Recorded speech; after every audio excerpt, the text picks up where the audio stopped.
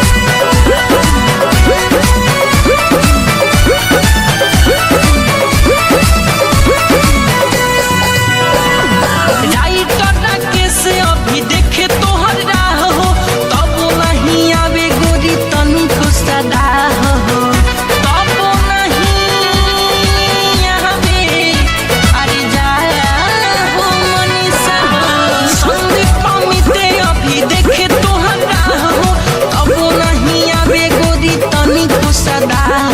मिठू मार सोले संगे बारू तैयार तू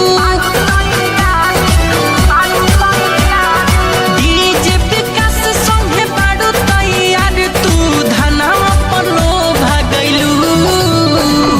जहर बना गइलू जिंदगी जहर बना गइलू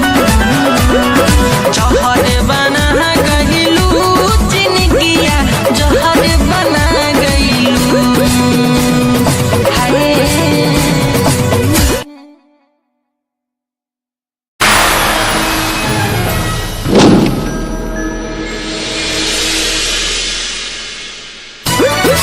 जा बेवफा जा हम तोरा से इतना प्यार करत रहनी तू हमरा के आज भुला गई याद करत दिन जब एक फोन करत रहनी तो तू हमरा खातिर दौड़ल धूपल हमरा से मिले खातिर आ जात रहलू आज जो कहत रहू कि जा हम तोरा के भुला गईनी अगर ऐसे हुई तो कैसे हुई यानी तोहरा बिना नहीं जी सकत हम तोहरा चलते अपना बाप माता ने सबके त्याग दे रानी जहर बना गई